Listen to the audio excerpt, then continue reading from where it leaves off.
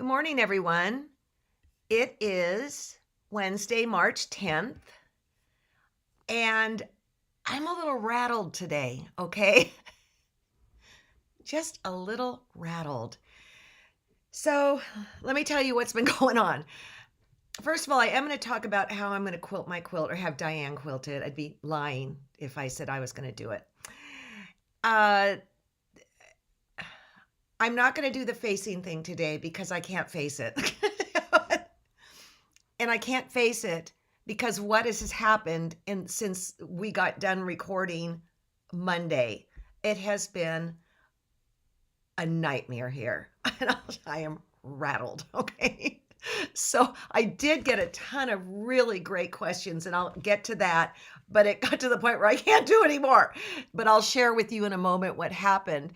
But first of all, John was in the forum and found the BOM that Carol was doing.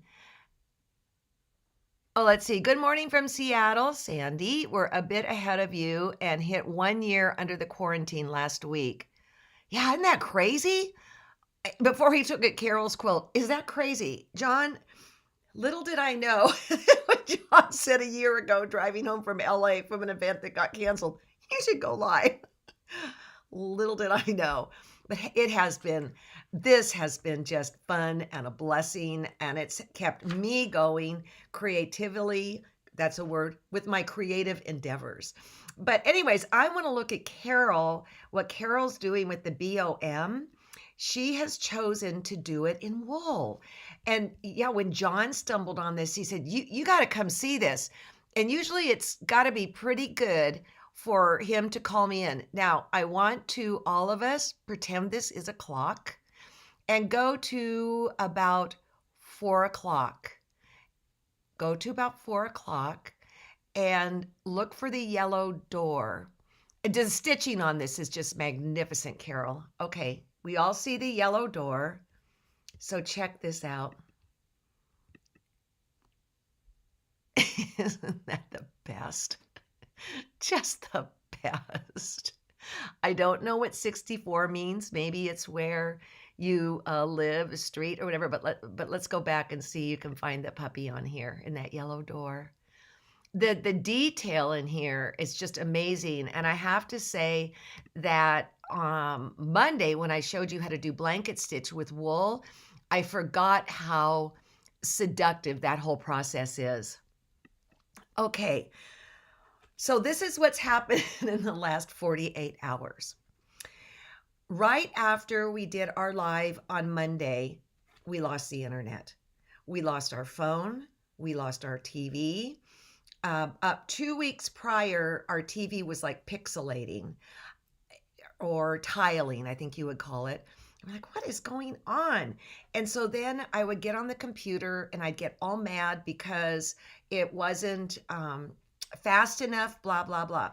So we tried to reset. We tried to do everything that you can do from your end. Well, come to find out, we need a technician at our house. He comes to our house yesterday, and I'm going to say 1:30 or 2, had complete internet in the morning, and then about at 11:30 in the morning, it pooped out again. So we're like, sheesh. So this really nice young man was a technician that came. Turned out he has to get under our house. Of course he does, right?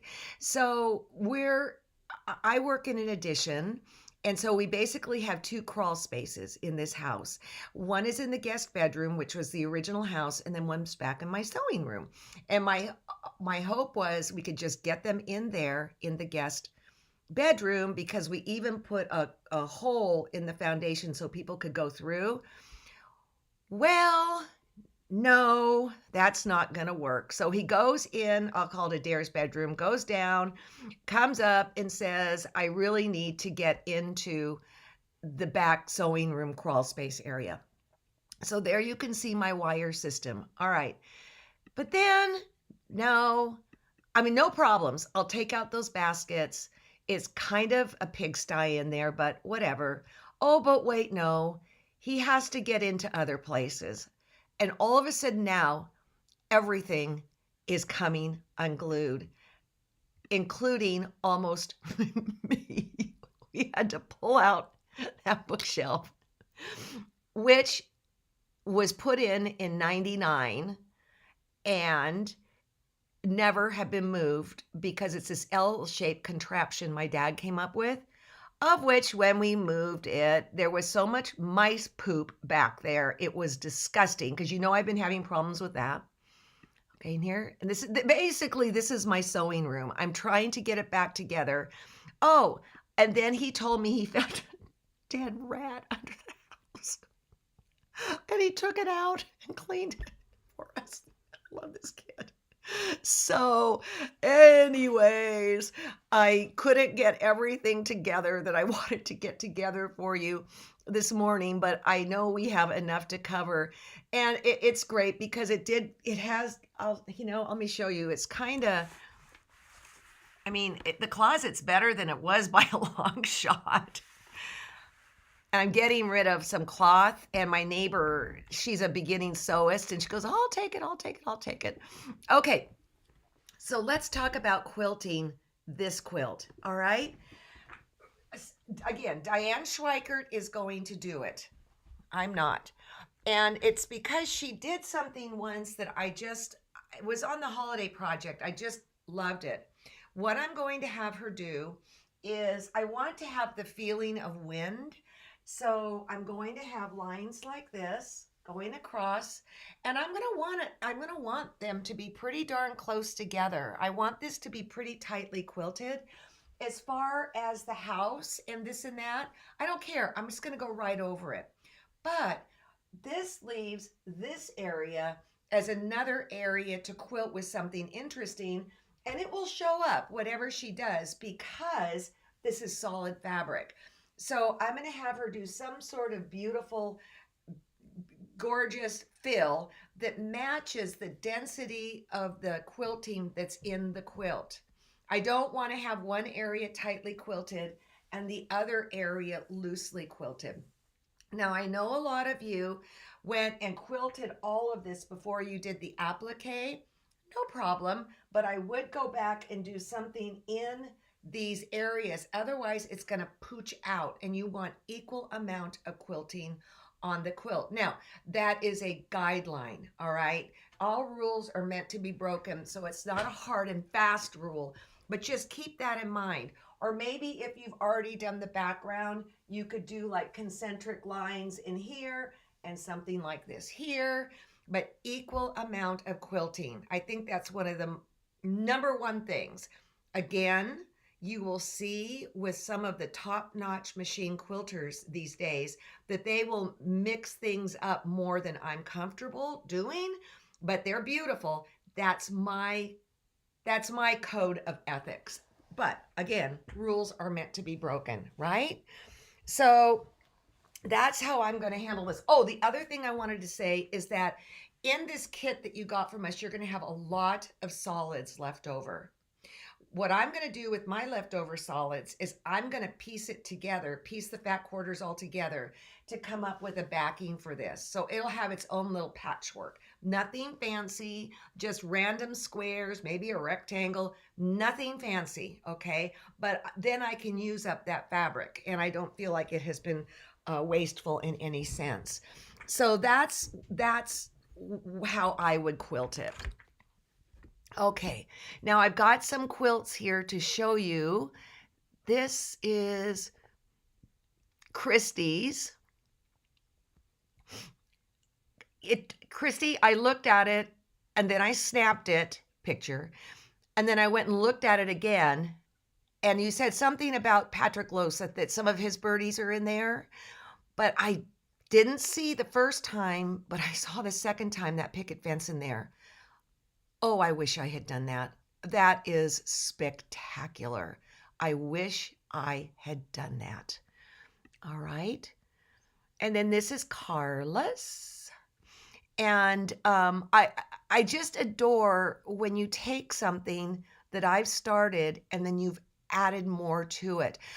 Again, I didn't see this right off the bat, but look at the hearts that those birdies are singing. That's the song they're singing at the top. Love it. And then this is D. Pelkey.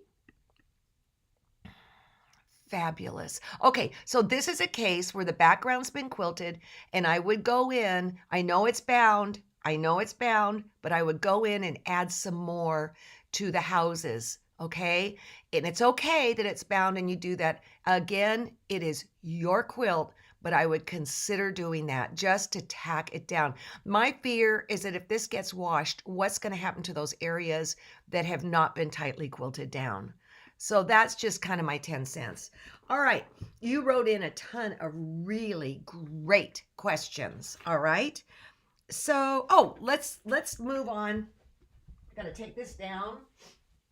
And we're moving on to the next project. Yay! I started appliquing it by machine, and then that's when all HE double L broke loose in my sewing room, so I had to stop. But I did sew the border on before I'm doing the applique because I wanted the applique to fall within the quilt body, of which it did with the bird quilt too. So, okay, Wednesday show. This is from Jane. Why do you take a couple little tight stitches before I do the blanket stitch on my machine? That is really a good question. And she's new to appliquing. So yay, Jane, you've got a whole world in front of you. I do that in a sense, I'm knotting, Knotting. I'm knotting it off so that the threads do not, start falling apart. Now, I got to be real clear. My quilts do not go into competition. Okay, my quilts are about getting them done. If I were to do competition quilts, I would do what Shelley Tobish does, is I would pull the threads to the back and tie them off. All right, but I'm just down and dirty. Okay, 2 people asked about the rooftops of the bird's house. How did I get that peak up there? Well, that is smoke and mirrors. So let me show you what I did. I used the sasher. Those roofs are not on the bias, and I just overlapped. You can see the right hand one is coming up and tucking under the left hand one. And then I just turned under the edges. Nothing fancy at all. Simple as that. And that was from Claudia and Debbie. So when 2 people ask, I think, wow, I really didn't cover that sufficiently. So for that, I apologize. Where are you? There, get rid of that. Okay.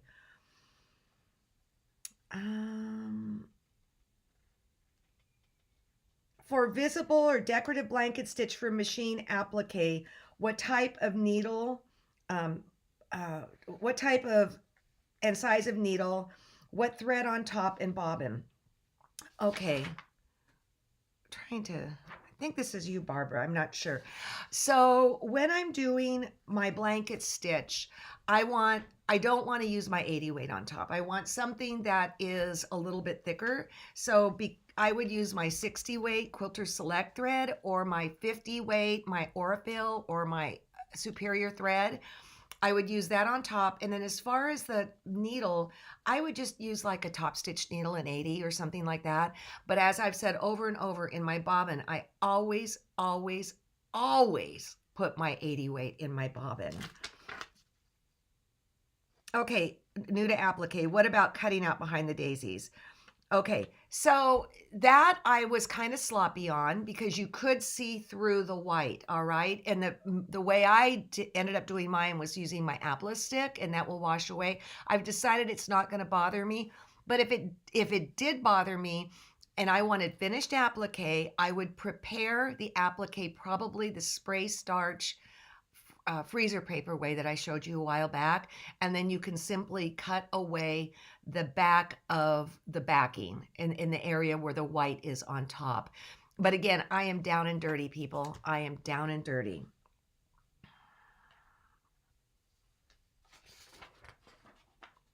Okay, the dimensions of the new quilt. Because I don't know off the top of my head. So I will tell you this. I think these are, I don't even know okay, these are 8-inch blocks, all right?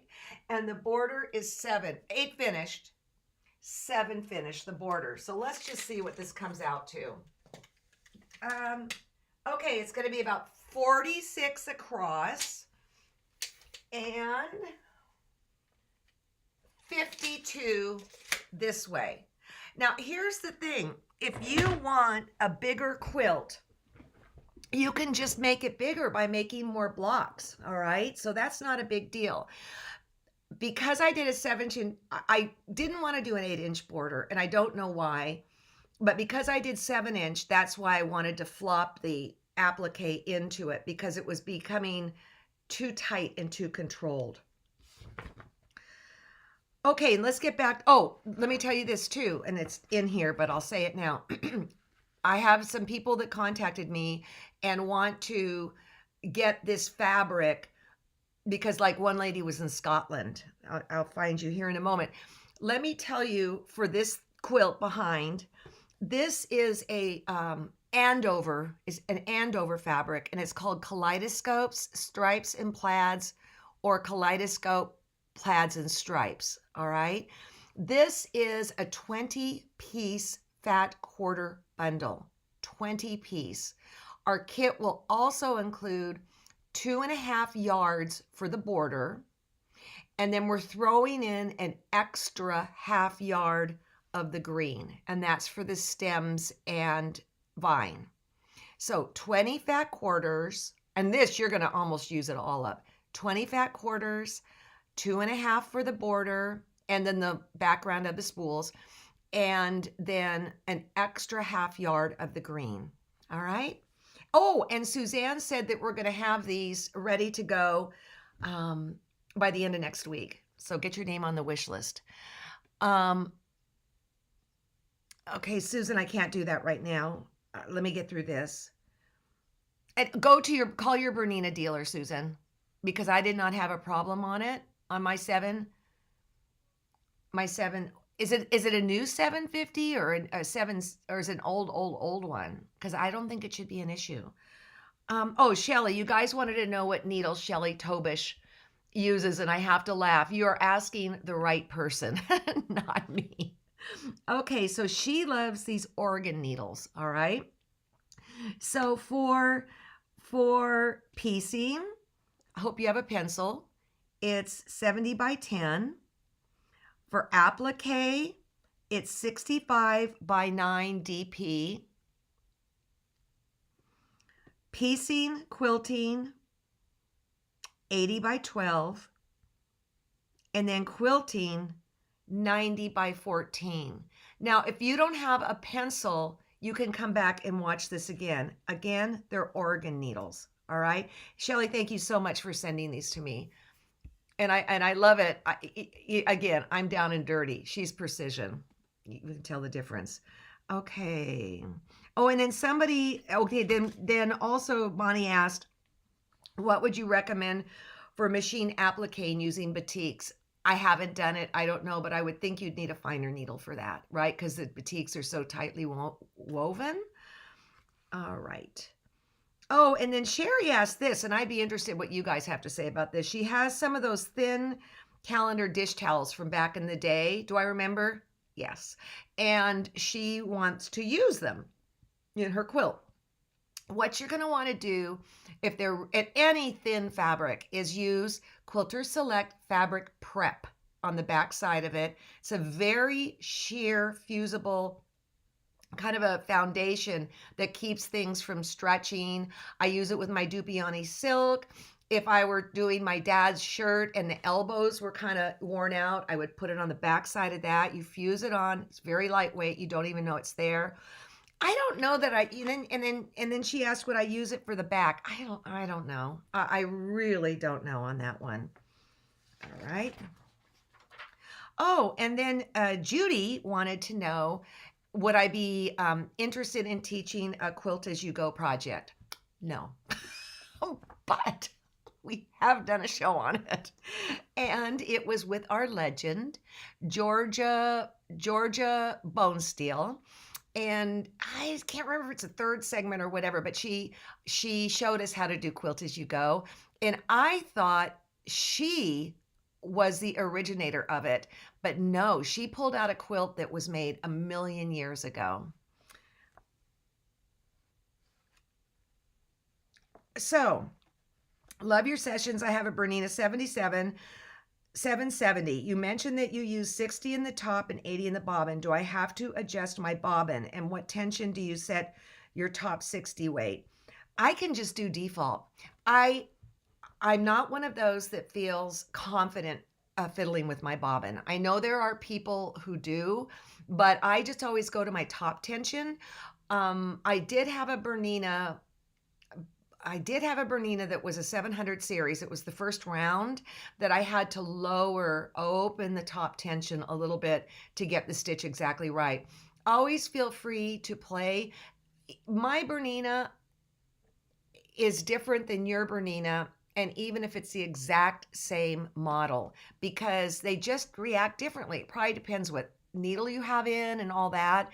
So I have no problems playing with my top. My bobbin I get nervous about. Can you do it? Sure. And then Lana wanted to know about, she wants to do a baby applique quilt, and she wants to do it in flannel. I don't know what will work. I do not know what will work. But boy, I want you to fiddle around with it and let us know. I would be inclined to want to do a finished edge applique if it's going to be a baby quilt. Flannel can be naughty on its best day, the way it stretches and it moves. Often when I work, the one time or two times I've worked with flannel, the one time it was for my foundation paper piecing book. And I chose to do foundation paper piecing because flannel is so squirmy. But if any of you have any tips for Lana, I would really appreciate it right here. My mom always says that creativity skips a generation. It does. And yes, I'm working on the Grandies. Oh, okay. So Deborah, this is for you. Deborah wanted to know, will this pattern be available other than a PDF? And the answer is no. And I'll tell you why. I appreciate why you're asking, because believe it or not, technology is not my best friend. Because I am doing these things by the seat of my pants. And a pattern like this, it would be adorable. I would love to sell you a pattern, but it would take 6 months from beginning to end, and we are just flying by night on this. So, and I'd have to charge you if it was a pattern, and I'm going to give this to you for free. So what I would suggest you do is be nice to a neighbor kid and have them help you out. Okay, that's what I would do. I'm already working on my babies in the neighborhood. I'm very, very good to them, to the point that now Daniel comes outside and goes, "Do you have anything to give me? Do you have anything?" And if I say yeah, he goes, "Oh," he jumps up and down. Okay. So Sandy was wondering, how can you prepare a quilt to quilt on your domestic? Yeah, in the olden days, if I were doing machine quilting, I would do it all on the floor, and then I would pin it. If I was doing hand quilting, I would baste it. And yeah, and I used to call that quilting aerobics. Well, guess what? I'm not interested in that gym class right now. So what I would do, and this is real, you could do spray based, you could do my powder, my Quilter Select powder, and iron baste it. But if you have a relatively larger quilt, what I would consider doing is going to a long armor and having them baste it for you. That usually runs me about $20. And some people say do it in water soluble thread. I wouldn't do that. But Diane, who's going to quilt this quilt, will baste quilts for me, and it's fabulous. Absolutely. And she can whip it out in no time. Okay, I have a question, and I don't mean to sound stupid. Camille, this is one of the smartest questions I've gotten today. Okay. And it is, okay, so I want to hand quilt, machine quilt feathers. How do I get it on my quilt? Well, interestingly, there are many different ways to do this. I'll show you how I do it, if I can find the right place. Yeah, here it is. Okay. So here's a quilt of mine that was made darn near 40 years ago. It's called Controller's Dream. It's about 80 by 80 or 70, somewhere in between there. And it is all hand quilted. I want you to look at the hand quilting on this. This is a custom design that I drew myself, making as big as I can. And you can see there's a star to the right-hand side. Then there's feathers underneath it. And then there's crosshatch underneath it. So what I did for this was I cut a piece of vellum on a roll and I marked it first with pencil, and then I used a Sharpie felt tip pen. And then in the center, you can see there's blank, and that's where the star went in later. Then what I do is I go to my expensive light box, which is I do have an expensive light box, but this is plexiglass. I believe it's about 1/4 inch thick. And I pin that pattern to the underside of the quilt top. I pin that to the underside of the quilt top before it is basted, and then I marked it with a silver pencil. When the whole thing is marked, then I would baste it. That's how I work. I'll also put on my crosshatch grids before I baste it. Again, a silver Verithin pencil. Now, interesting, Camille, your question is extremely timely because Friday, Cindy Needham does it a completely different way. She does it using plastic templates on top that she marks. So this is a whole thing. I do a lecture called Beautifully Quilted, and it's about the lessons I learned when choosing quilting designs and things like that. I learned it from the late Lucy Hilty, and it's a whole thing. Camille, that is a very smart question, and it tells me that you are paying attention. Oh, okay. And thank you. This is from Robin. Pat Hawley has been on the show. And you can go up when you log on and go put in Pat Hawley. I think she's only been on once, but you could also go to watch a show and then in there type in Pat Hawley. I would strongly recommend that you watch that if you want to get real serious about your machine blanket applique. She is a pro and she has got it down to a science, and she brings home the ribbons. All right. And Robin, I'll send you information about my speaking fees and all that kind of stuff. Okay. So then Denise asked, with the daisies, with the petals, just like behind me, I don't butt them exactly up to the center. They do tuck in underneath. All right. So there you've got wiggle room. And often I'll just like quick sew it around or glue it or whatever so they all stay together. So that's how I do that. Okay, and last but not least is Alice from Maui. Boy, wow, I was watching the news today. Wow, you guys have some rain over there going on. Yeah, Applique would be great for you to use on it. Applique is a little bit heavier than Web, but it will, then you can put it on your design wall. And because there are layers, but I don't think anyone's going to be snuggling under this quilt, so the softness doesn't really matter. It can be a little rigid. So I think I just answered that. Let's see if you guys have some questions and stuff. Okay. Oh, we were so blessed to know Lucy. Yes. Also, Rondi, get hold of me. When I was cleaning out my stash, I got some of the stuff of Margaret Peters from back in the day. And it's not great cloth, but it's some of her patriotic stuff. And if you want it, it's yours. One was that bunting that was super long. I looked at it and I thought about you. It's not good quality, but if you want it, it's yours. All right. So let's look at more comments.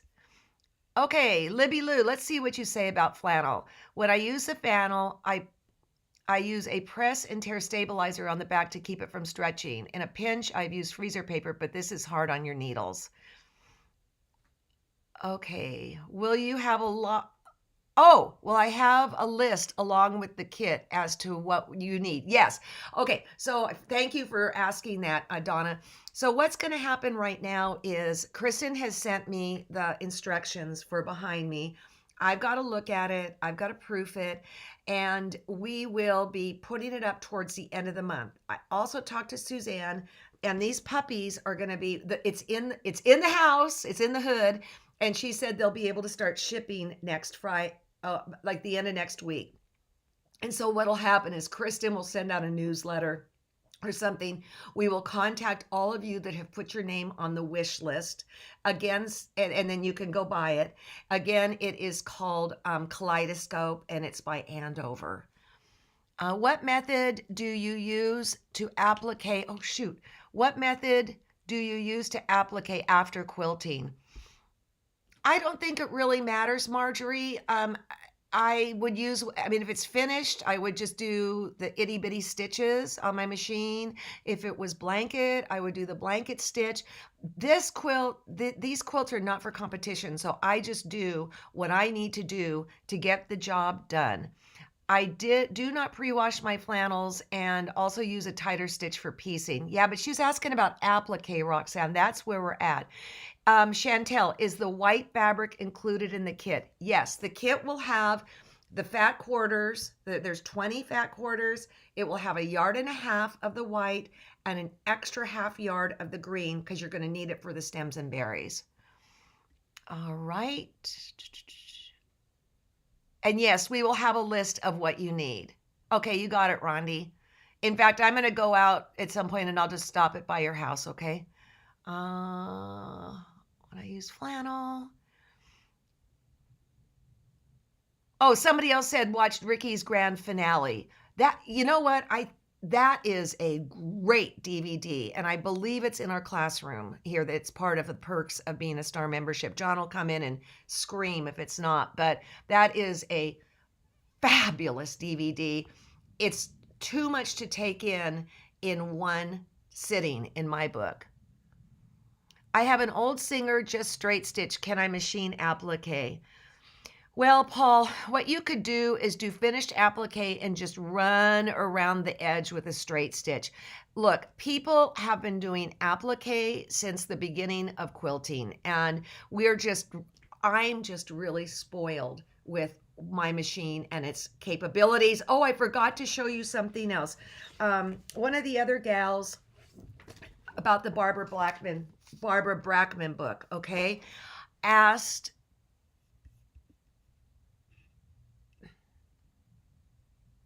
shoot, I thought I took a picture of it.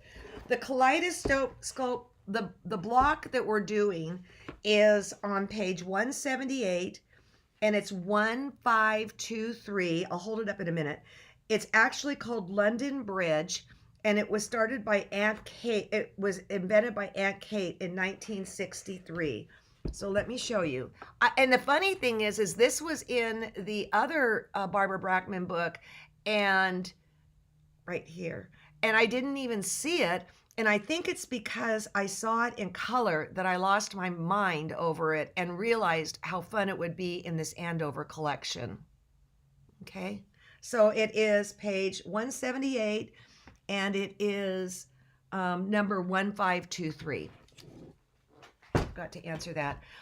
So I want to know, are these question and answer shows stupid or good? I think they're good because it lets me catch up on things.